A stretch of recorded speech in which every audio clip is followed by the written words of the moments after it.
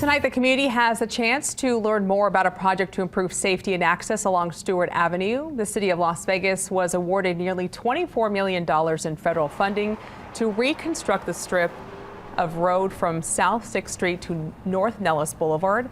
The project includes wider sidewalks, a two-way bikeway, better lighting, bus stop improvements, and lower speed limits. It will also improve corridor-wide drainage. Construction is planned between 2027 and 2028. The project is expected to be completed by January of 2029. A public meeting will be held at 5:30 tonight at the East Las Vegas Community Center on Northeastern Avenue for those who want to learn more.